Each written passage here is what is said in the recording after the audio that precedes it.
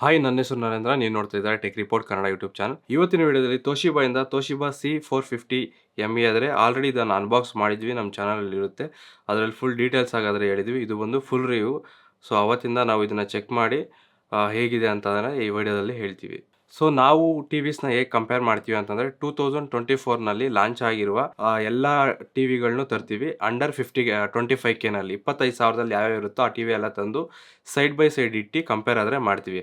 So ಹಾಗೆ ಮಾಡಿದಾಗ ಈ ಪ್ಲೇಸ್ ಇದರ ಟಿವಿ ಪ್ಲೇಸು ಎಲ್ಲಿ ಬರುತ್ತೆ, ಇನ್ನು ತಗೋಬಾರ್ದ ಪ್ರೈಸ್ಗೆ ಅನ್ನೋದು ಈ ವಿಡಿಯೋದಲ್ಲಿ ಕಂಪ್ಲೀಟ್ ಆಗಾದರೆ ಹೇಳ್ತೀವಿ. ಎಲ್ಲೂ ಸ್ಕಿಪ್ ಮಾಡ್ದಂಗೆ ನೋಡಿ. ಫಸ್ಟ್ಲಿ ಡಿಸೈನ್ ನೋಡೋಕ್ಕೆ ನಿಮಗೆ ಈ ರೀತಿ ಆದರೆ ಇರುತ್ತೆ. ನಮಗೆ ಇದು ಡಿಸೈನ್ ಚೆನ್ನಾಗಿದೆ, ಬಟ್ ಇದರಲ್ಲಿ ಮೈನಸ್ ಪಾಯಿಂಟ್ ಏನಂತಂದರೆ ಈ ಡಿಸೈನಲ್ಲೇ ನಮಗೆ ಮೆಟಲ್ಲು ಹಿಂದೆ ಬಂದಿರುತ್ತೆ. ಇದರಲ್ಲಿ ಯಾವುದೇ ಡೆಡಿಕೇಟೆಡ್ ಬೆಸಲ್ಸ್ ಇರಲ್ಲ.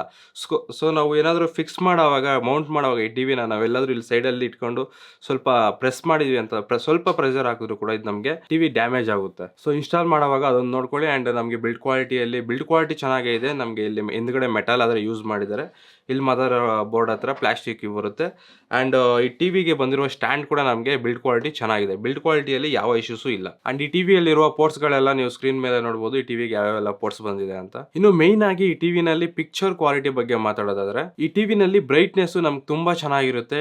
ಅರೌಂಡ್ ನಮಗೆ 250 ಅಬೌವ್ ಇರುತ್ತೆ ಬ್ರೈಟ್ನೆಸ್. ಟಿವಿನಲ್ಲಿ ನಮಗೆ ಬರೀ ಬ್ರೈಟ್ನೆಸ್ ಹೊಂದಿದ್ರೆ ಸಾಲದು, ಕಲರ್ಸು ತುಂಬ ಇಂಪಾರ್ಟೆಂಟು. ಪಿಕ್ಚರ್ ಕ್ವಾಲಿಟಿ ಚೆನ್ನಾಗಿರ್ಬೇಕಂತಂದ್ರೆ ಕಲರ್ಸು ಪ್ರಾಪರ್ ಕಲರ್ಸ್ ಇದ್ರೇನೆ ನಮಗೆ ಪಿಕ್ಚರ್ ಕ್ವಾಲಿಟಿ ಅನ್ನೋದು ನೋಡೋಕೆ ಚೆನ್ನಾಗಿರುತ್ತೆ. ಫಾರ್ ಎಕ್ಸಾಂಪಲ್ ಒಂದು ರೆಡ್ ಕಲರ್ ಇದೆ ಅಂತ ಅನ್ಕೊಳ್ಳಿ. ಒಂದು ರೆಡ್ ಕಲರು ಡಾರ್ಕ್ ರೆಡ್ಡಿಂದ ಲೈಟ್ ರೆಡ್ ಹೋಗೋವರೆಗೂ ನಮಗೆ ಅದರಲ್ಲಿ ಬಿಲಿಯನ್ಸ್ ಆಫ್ ಕಲರ್ಸ್ ಆದರೆ ಇರುತ್ತೆ.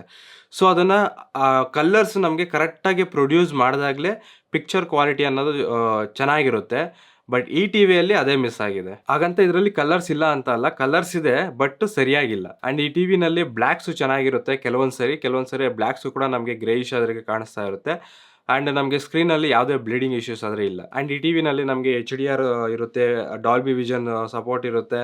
ಆ್ಯಂಡ್ ಫ್ಯೂಚರ್ಸ್ ಎಲ್ಲ ನಾರ್ಮಲ್ ಆಗಿ ಟಿವಿಯಲ್ಲಿ ಬರುವ ಎಲ್ಲ ಫ್ಯೂಚರ್ಸ್ಗಳು ಇದರಲ್ಲೂ ಕೊಟ್ಟಿದ್ದಾರೆ. ಆ್ಯಂಡ್ ಮತ್ತೊಂದು ನಮಗೆ ಈ ಟಿವಿನಲ್ಲಿ ವೈಟ್ ಕಲರ್ ರೇಂಜ್ ಅನ್ನೋದು ನೋಡೋಕ್ಕೆ ನಮಗೆ ಅಷ್ಟು ಚೆನ್ನಾಗಿರಲ್ಲ. ಬೇರೆ ಟಿವಿಗೂ ಈ ಟಿವಿಗೂ ನಾವು ಕಂಪೇರ್ ಮಾಡೋದು ನೀವು ಸ್ಕ್ರೀನ್ ಮೇಲೆ ನೋಡ್ಬೋದು ವೈಟ್ ಕಲರ್ ರೇಂಜು ಹೇಗಿದೆ ಅಂತ. ಇದರಲ್ಲಿ ಮತ್ತೊಂದು ಪ್ರಾಬ್ಲಮ್ ಏನಂತಂದ್ರೆ ವಿವಿಂಗ್ ಆ್ಯಂಗಲ್. 2024ನಲ್ಲಿ ಲಾಂಚ್ ಆದಂತ ಎಲ್ಲಾ ಟಿವಿಗಳಿಗೂ ಕಂಪೇರ್ ಮಾಡಿದ್ರೆ ಈ ತೋಶಿಬಾ ಪರ್ಟಿಕ್ಯುಲರ್ ಆಗಿ ಈ ಮಾಡಲ್ ತೋಶಿಬಾ ಮತ್ತು ಸ್ಯಾಮ್ಸಂಗ್ ಅಲ್ಲಿ ಸ್ಯಾಮ್ಸಂಗ್ ಕ್ರಿಸ್ಟಲ್ ವಿಷನ್ ಪ್ರೋ, ಈ ಎರಡರಲ್ಲಿ ನಮಗೆ ವಿವಿಂಗ್ ಆ್ಯಂಗಲ್ ಅದು ವರೆಸ್ಟ್ ಆಗಿರುತ್ತೆ. ಇಫ್ ಇನ್ ಕೇಸ್ ನೀವೇನಾದರೂ ಟಿವಿನ ಡೈರೆಕ್ಟಾಗಿ ಈಗ ನೋಡ್ತಾ ಇದ್ರೆ ನಿಮ್ಗೆ ಚೆನ್ನಾಗೇ ಇರುತ್ತೆ. ಸೈಡಿಂದ ನೋಡ್ತೀರಾ ಅಂತಂದರೆ ನಿಮಗೆ ಕಲರ್ಸು ಇರಲ್ಲ, ಫುಲ್ಲು ಶೇಡ್ ಔಟ್ ಆಗಿಬಿಡುತ್ತೆ.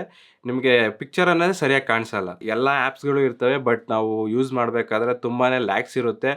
ಆ್ಯಪ್ಸ್ ಓಪನ್ ಮಾಡಬೇಕಾದ್ರೂ ಟೈಮ್ ತೊಗೊಳುತ್ತೆ, ಕ್ಲೋಸ್ ಮಾಡಬೇಕಾದ್ರೂ ಟೈಮ್ ತೊಗೊಳುತ್ತೆ. ಆ್ಯಂಡ್ ನಾವು ಒಂದು ಆ್ಯಪಿಂದ ಇನ್ನೊಂದು ಆ್ಯಪ್ಗೆ ಸ್ವಿಚ್ ಆಗೋವಾಗಲೂ ನಮಗೆ ಲ್ಯಾಗ್ಸ್ ಆದರೆ ಇರುತ್ತೆ, ತುಂಬಾ ಲ್ಯಾಗ್ಸ್ ಇರುತ್ತೆ. ಇನ್ನು ಆಡಿಯೋ ಕ್ವಾಲಿಟಿ ಬಗ್ಗೆ ನೋಡೋದಾದ್ರೆ ಇದರಲ್ಲಿ ನಮಗೆ 24 ವಾಟ್ ಸ್ಪೀಕರ್ನಾದರೂ ಯೂಸ್ ಮಾಡಿದ್ದಾರೆ. ಡಾಲ್ಬಿ ಅಟ್ಮಾಸ್ ಇರುತ್ತೆ. ಆಡಿಯೋ ಕ್ವಾಲಿಟಿನಲ್ಲಿ ಯಾವ ಪ್ರಾಬ್ಲಮ್ ಇಲ್ಲ, ಆಡಿಯೋ ಕ್ವಾಲಿಟಿ ಚೆನ್ನಾಗಿದೆ. ಬಟ್ ಇಷ್ಟು ದೊಡ್ಡ ಟಿವಿ ತೊಗೊತೀರಾ ಅಂತಂದರೆ ನೀವು ನಿಮಗೆ ಆಡಿಯೋ ಕ್ವಾಲಿಟಿ ಚೆನ್ನಾಗಿರಬೇಕು ಅಂತಂದರೆ ನೀವು ಆಫ್ಕೋರ್ಸ್ ಹೊಸದಾಗಿ ಸೌಂಡ್ ಬಾರ್ನು ಪರ್ಚೇಸ್ ಮಾಡಬೇಕಾಗುತ್ತೆ. ನಮಗೆ ಬೇರೆ ಟಿವಿ ಎಲ್ಲ ನಮಗೆ 1 ವರ್ಷ, ಆಲ್ಮೋಸ್ಟ್ ಕೆಲವೊಂದು ತುಂಬ ಬ್ರ್ಯಾಂಡ್ಗಳು ನಮಗೆ 1 ವರ್ಷ ಆದರೆ ವಾರಂಟಿ ಕೊಡ್ತಾ ಇರ್ತಾರೆ. ಬಟ್ ಈ ತೋಶಿಬಾ ಬ್ರ್ಯಾಂಡ್ ಮಾತ್ರ ನಮಗೆ 2 ವರ್ಷ ಆದರೆ ಬ್ರ್ಯಾಂಡ್ ವಾರಂಟಿ ಬರ್ತಿದೆ. ಆ್ಯಂಡ್ ಈ ಟಿವಿಗೆ ಬಂದಿರುವ ರಿಮೋಟ್ ನೋಡ್ಕೊಳ್ಳೋದಾದರೆ ನಮಗೆ ಬೇರೆ ಟಿವಿಗೆ ಬರೋ ರಿಮೋಟ್ಗಿಂತ ಈ ಟಿವಿ ನಮಗೆ ತುಂಬ ದೊಡ್ಡದಾಗಿರುತ್ತೆ ನೋಡೋಕ್ಕೆ. ಆಲ್ಮೋಸ್ಟ್ ನಮಗೆ ಎಲ್ಲ ತುಂಬ ನಮಗೆ ಎಲ್ಲ ಶಾರ್ಟ್ಕಟ್ ಬಟನ್ಸ್ ಆದರೆ ಕೊಟ್ಟಿದ್ದಾರೆ. ಆ್ಯಪಲ್ TV ಪ್ಲಸ್ ಇರುತ್ತೆ, ಯೂಟ್ಯೂಬ್ ಇರುತ್ತೆ, ಪ್ರೈಮ್ ವಿಡಿಯೋ ಇರುತ್ತೆ, ನೆಟ್ಫ್ಲಿಕ್ಸ್ ಇರುತ್ತೆ.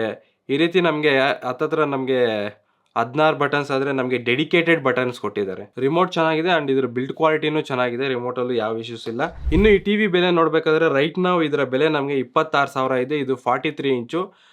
ಬೇರೆ ಇಂಚಿದು ನೀವು ಸ್ಕ್ರೀನ್ ಮೇಲೆ ನೋಡ್ಬೋದು ಎಷ್ಟೆಷ್ಟು ಅದರ ಬೆಲೆ ಇದೆ ಅಂತ. ಇದನ್ನ ತಗೊಳಕ್ಕಿಂತ ಮುಂಚೆ ತಗೋಬೋದಾ ಬೇಡವಾ ಅನ್ನೋದು ಹೇಳೋಕ್ಕಿಂತ ಮುಂಚೆ ಒಂದ್ಸರಿ ಇದಕ್ಕೆ ಮತ್ತೆ ಕಾನ್ಸ್ ಹೇಳ್ಬಿಡ್ತೀನಿ, ಇದರಲ್ಲಿ ಏನೇನು ಚೆನ್ನಾಗಿಲ್ಲ ಅಂತ. ಫಸ್ಟ್ನೇದು ವಿವಿಂಗ್ ಆ್ಯಂಗಲ್ ಚೆನ್ನಾಗಿರೋ ವರ್ಸ್ಟ್ ಆಗಿರುತ್ತೆ. And second wide range colour ಅನ್ನೋದು ಚೆನ್ನಾಗಿರಲ್ಲ. UI ಅನ್ನೋದು ತುಂಬಾ ಲ್ಯಾಗ್ಸ್ ಇರುತ್ತೆ. ಆ್ಯಂಡ್ ಪಿಕ್ಚರ್ನಲ್ಲಿ ನಮಗೆ ಡೀಟೇಲ್ಸ್ ಆದರೆ ಅಷ್ಟು ಕ್ಲಿಯರ್ ಆಗಿರಲ್ಲ. ಓವರ್ ಆಲ್ ಈ ಬೆಲೆಗೆ ನಾವು ಈ ಟಿವಿನ ತಗೋಬೇಕಂತಂದರೆ 100% ತಗೋಬೇಡಿ ಅಂತಲೇ ಹೇಳ್ತೀನಿ. ಯಾಕಂತಂದರೆ ಇದೇ ಬೆಲೆಯಲ್ಲಿ ಇದಕ್ಕಿಂತ ಬೆಟರ್ ಆಗಿರುವ ಟಿವಿಗಳು ಎಷ್ಟೊಂದಿದ್ದಾವೆ. ಆಲ್ರೆಡಿ ಅದ್ರ ಬಗ್ಗೆ ನಾವು ಒಂದು ವಿಡಿಯೋ ಆದರೆ ಈ ಬಜೆಟ್ನಲ್ಲಿ ಯಾವ್ಯಾವ ಟಿವಿ ಚೆನ್ನಾಗಿದೆ ಅನ್ನೋದ್ರ ಬಗ್ಗೆ ನಾವು ಕಂಪೇರ್ ಮಾಡಿ ಒಂದು ವಿಡಿಯೋ ಆದರೆ ಮಾಡಿದ್ವಿ. ಅದರಲ್ಲಿ 2 ಟಿವಿ ಆದರೆ ಸಜೆಸ್ಟ್ ಮಾಡಿದ್ದೀವಿ. ಆ ವಿಡಿಯೋ ನೋಡಿ ನಿಮಗೆ 43 ಇಂಚಲ್ಲಿ ಈ ಬೆಲೆಯಲ್ಲಿ ಯಾವ ಟಿವಿ ತಗೋಬೇಕು ಅಂತ ನಿಮಗೊಂದು ಕ್ಲಾರಿಟಿ ಆದರೆ ಬರುತ್ತೆ. ಇದು ಇವತ್ತಿನ ವಿಡಿಯೋ. ಈ ವಿಡಿಯೋ ಇಷ್ಟ ಆಗಿದ್ರೆ ಲೈಕ್ ಮಾಡಿ, ನಮ್ಮ ಚಾನಲ್ನ ಸಬ್ಸ್ಕ್ರೈಬ್ ಮಾಡ್ಕೊಂಡಿಲ್ಲ ಸಬ್ಸ್ಕ್ರೈಬ್ ಮಾಡ್ಕೊಳ್ಳಿ. Thank you for watching.